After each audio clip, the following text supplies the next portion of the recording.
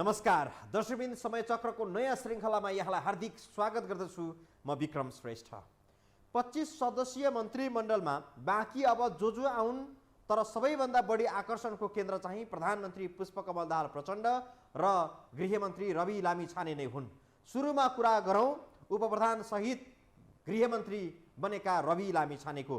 पत्रकारिताका क्रममा टेलिभिजनको सेटमा ठुलो स्वरमा कराउँदै जनताको समस्या उजागर गर्नु, प्रश्न सोध्नु एउटा खुबी हो।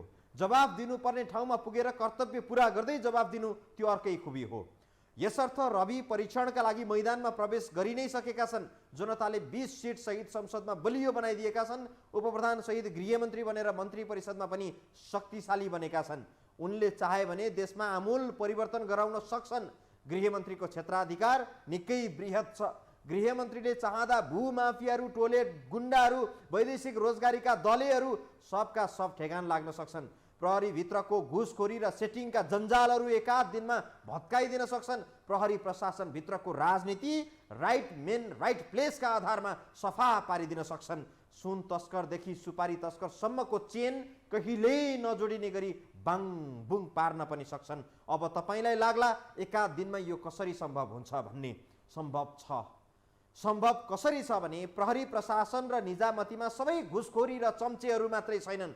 असल नियत भएका, कर्ममा विश्वास गर्ने, इमानको परिश्रम गर्ने, देशलाई माया गर्नेहरू पनि छन्। तिनलाई चिनेर, तिनलाई आफ्नो विश्वासमा राखेर तिनले 2 नम्बरी नक्कली चमक धमकवालाहरूको केस्रा केलाएर राखिएका मोटा मोटा ढड्डाहरू आफ्नो हातमा पार्न सके भने गृहमन्त्री रवि लामिछानेले सबका सब तह लगाउन सक्छन्। तर ती सबै फाइलहरू सितिमिति नदेख्ने नभेट्ने दराजभित्र थन्क्याइएको छ। ती धमिराले खान लागेका दराजभित्रबाट फाइल निकालेर हेरियो भने को कति भ्रष्ट, को कति सज्जन सबै प्रष्ट हुन्छ। सबै घाम जतिकै छर्लङ्ग हुन्छ। बहालवाला हुन् कि रिटायर्ड, कानुन अनुसार सबका सबलाई लाइन लगाएर कटघरामा उभ्याउन थाले भने रवि वास्तवमा नायक बन्नेछन्। युग युगसम्म जनताले घर घरमा रविको तस्विर झुन्ड्याएर पूजा गर्नेछन् र यो सब गर्न सक्ने अधिकार कानुनले नै गृहमन्त्रीलाई सुरक्षित गरिदिएको छ। यो कुनै सपनाको कुरा होइन। सुरुमा हेरौँ यो रिपोर्ट। अक्सर राजनीतिक दलका नेताहरूको पहिलो दाउ नै सत्तामा गएर शक्ति आर्जन गर्नु हो। 6 महिने कोर्सबाट राजनीतिमा छलाङ मारेका राष्ट्रिय स्वतन्त्र पार्टीका सभापति रवि लामिछानेले पनि त्यही गरे। सामाजिक सञ्जाल मार्फत उनलाई सकभर सरकारमा नजान धेरैले सुझाव दिए।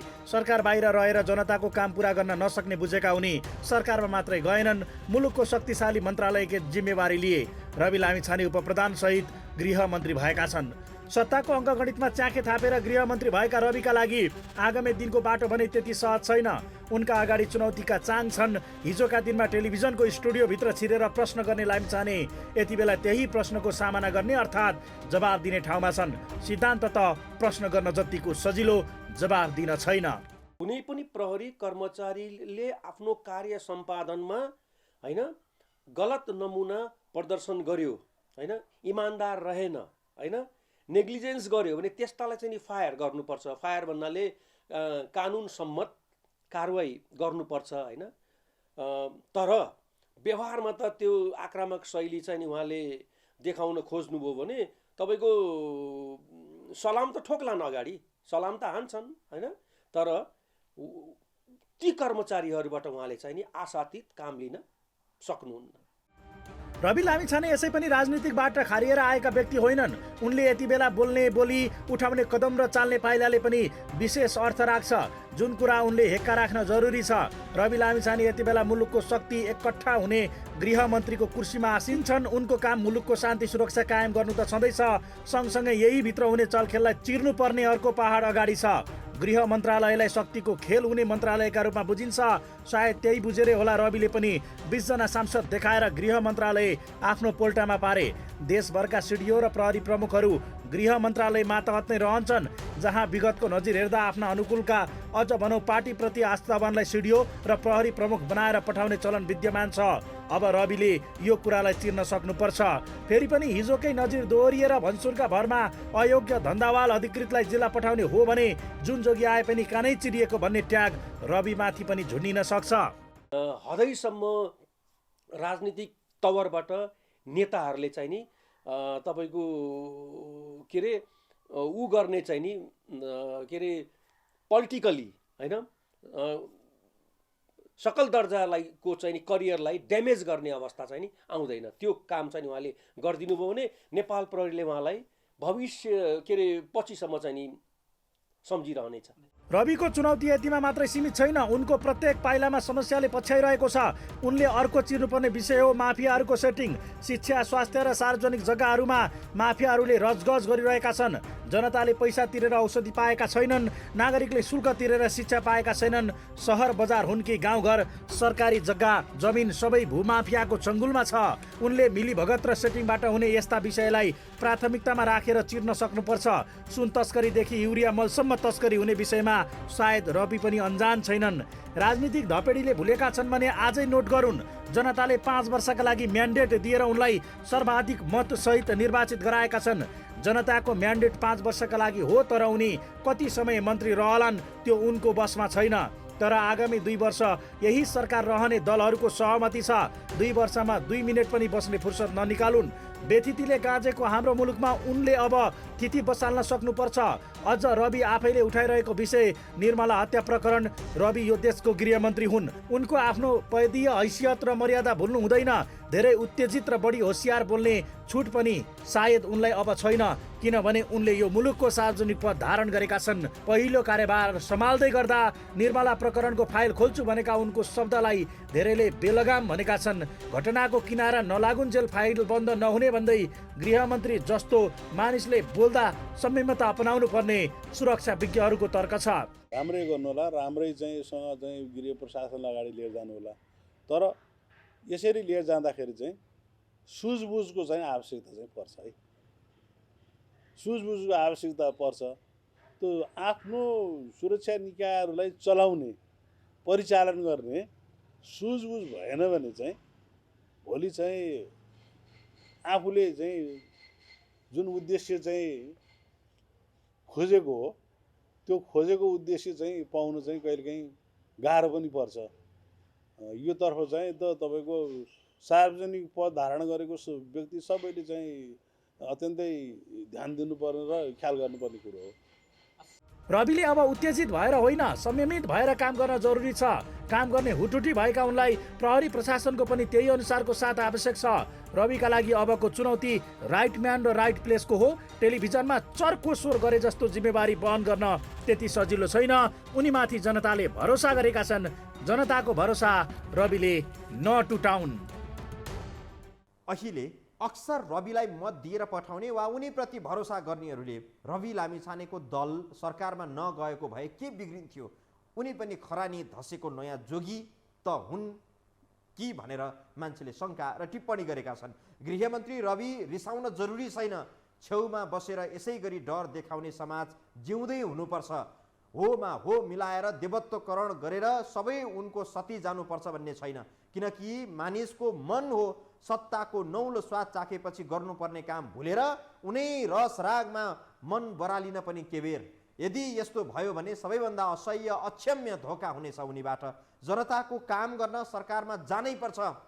प्रश्न सोध्ने र आलोचना गर्ने मात्रै जनप्रतिनिधि होइन, जवाफ दिने र काम गरेर देखाउने ठाउँमा बसेर अठोट पूर्ण रूपमा काम गरे मात्रै परिवर्तन सम्भव छ। त्यसैले बरु कामना गरौँ सबैभन्दा राम्रो काम गरेर लोकप्रिय बन्ने प्रतिस्पर्धा मन्त्रीमण्डलभित्र होस्, यसको मज्जा लिन पाइयोस्। र प्रधानमन्त्री पुष्पकमल दाहाल प्रचण्ड मन्त्रीमण्डल प्रमुख हुन्, उनलाई पनि छुट छैन कि रिल्याक्स गरेर बस्ने। काम गर्नै पर्नेछ। 1 मिनेट पनि अलमल नगरी फुर्सद ननिकाली काम गर्न जरुरी छ। प्रचण्डको सम्भवतः यो अन्तिम अवसर हुन पनि सक्ला।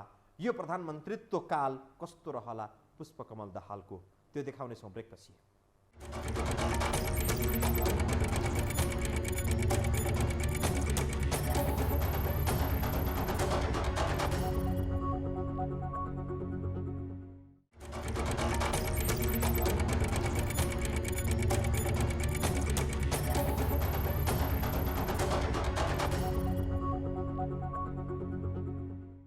प्रचण्ड फैलिएर राजनीतिको मियो फेरि ठड्याउने कोसिसमा छन्। उनले यो अवसरलाई लास्ट इनिङ ठानिरहेका छन्। उमेरले मात्रै होइन, अलिकति सुधार ल्याउन सकिएन भने पार्टीको हैसियत पनि टर्च बालेर खोज्दा समेत नभेटिने स्थितिमा पुग्दैछ भन्ने सम्भवतः प्रचण्डलाई राम्रै ज्ञान भेक्का होला र भरपूर शक्ति लगाएर राष्ट्र र जनहितमा काम गर्नुपर्ने उनको दायित्व हो।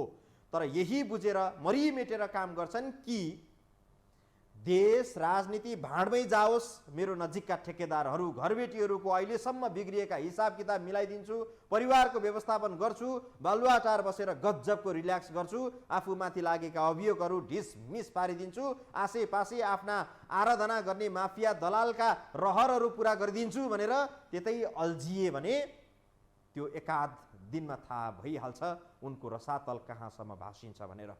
बाँकी हेरौँ यो रिपोर्टमा। सत्ताको सौदाबाजीमा चतुर राजनीतिक खेलाडी प्रचण्ड यति बेला पनि केन्द्रीय राजनीतिको रापतापमै छन्। 2011 सालमा जन्मिएका प्रचण्ड उमेरले पनि 68 वर्ष भएका छन्। यो अवधिमा उनले 3 पटक मुलुकको बागडोर सम्हाल्ने मौका पाए। 2052 सालमा जनयुद्धको नेतृत्व गरेर भूमिगत भएका प्रचण्ड 2063 सालमा सार्वजनिक भए।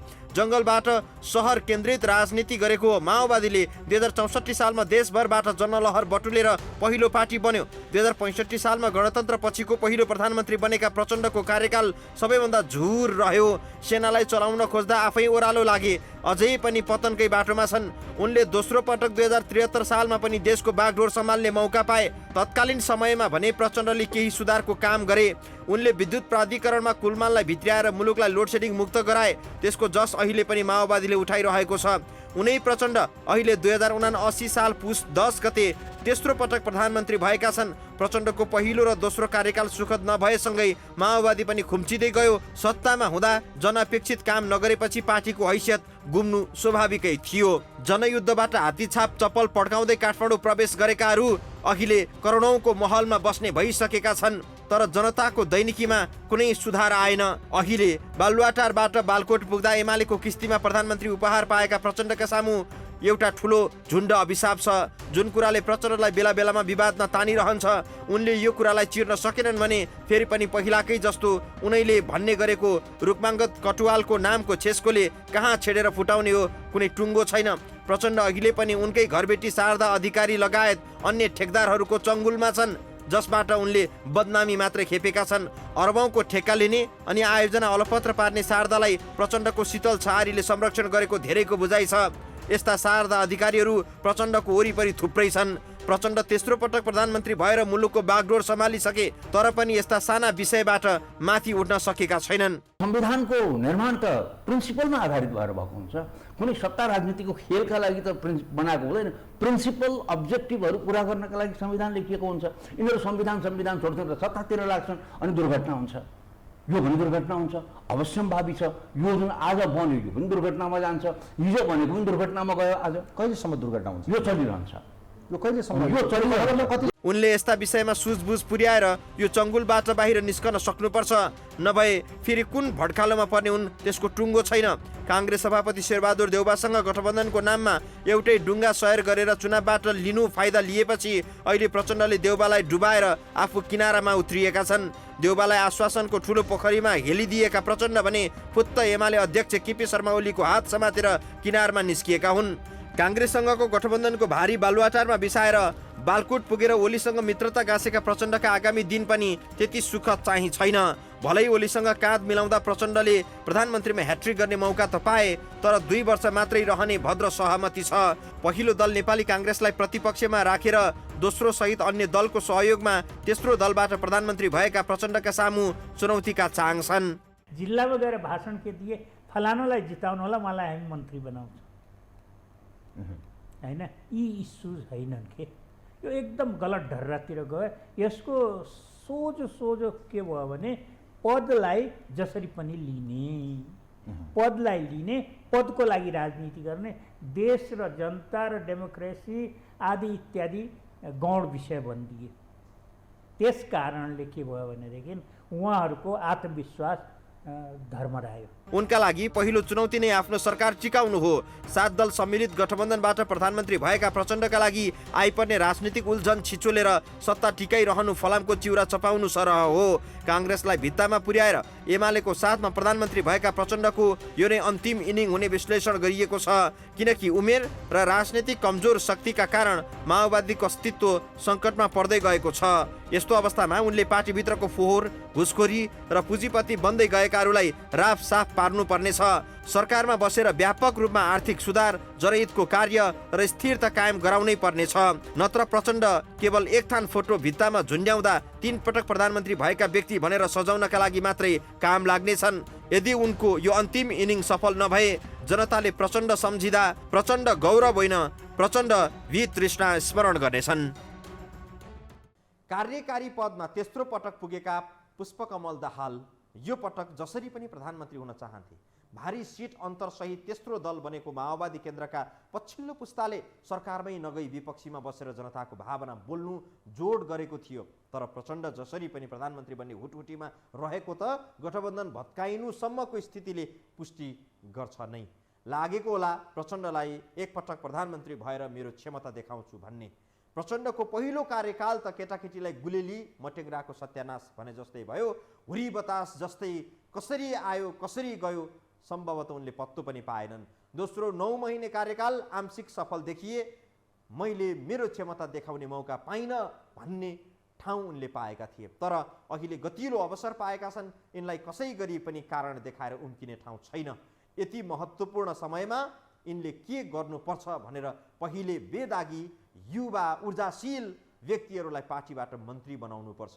आर्थिक विकास, राजस्व सङ्कलन, सरकारी ढुकुटी भर्ने, सुशासन कायम गर्ने, 18 घण्टासम्म ड्युटीमा खटिने गरी मन्त्रीहरूलाई लौरो लगाएर काम यिनले लगाउन सकुन्। राति सुत्न मात्रै बालुवाटार पुगुन्, सिंहदरबारमै बसेर शासन चलाउन्, माफियाहरूलाई बालुवाटार र सिंहदरबारमा निषेधित क्षेत्र घोषणा गरून्। मैले आत्मघाती बम बोकेर हिँडेको छु, अलिकति मात्रै दायाँ बायाँ गरेँ भने सिद्धिन्छु भन्ने हेक्का राखुन्। नयाँ पुस्तालाई आशातीत राजनीतिक चेत भर्न सकुन्।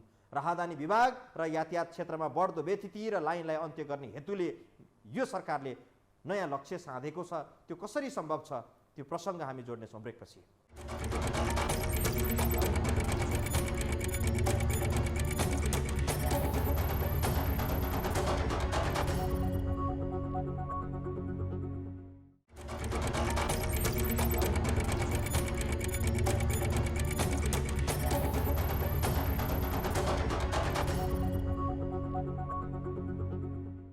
त्रिपुरेश्वर स्थित राहदानी विभागले अर्जेन्टमा पासपोर्ट बनाउने र वितरण गर्ने काम गर्छ। अर्जेन्टमा पासपोर्ट बनाउँदा सामान्य शुल्कभन्दा धेरै बढी शुल्क पनि तिर्नुपर्छ। बढी शुल्क तिरेर भए पनि सेवाग्राहीहरू विभागमै धाइरहेका छन्, जसका कारण त्रिपुरेश्वर स्थित पासपोर्ट विभागमा सेवाग्राहीको निकै लामो लाइन हुन्छ। बिहान 3 बजेदेखि लाइनमा बस्छन्, त्यही सडक पेटीमा सुत्छन्। 7 घण्टा लाइनमा बस्दा पनि पासपोर्ट बनाउन सहज छैन। पासपोर्टको 5-7 वटा ढोका पुगेर हुने सबै काम एकै दिनमा सम्भव छैन। यातायात कार्यालय र राहदानी विभाग नै आजको दिनमा नेपालको सबैभन्दा नाजुकता झल्काउने कार्यालय बनेको छ। यस समस्याको समाधान गर्न सरकारले पहिलो निर्णय गरेपछि मातहतका निकायहरू जुर्मुराएका छन्। गृहमन्त्री रवि लामिछाने स्थलगत निरीक्षण नै गर्न त्यहाँ पुगे।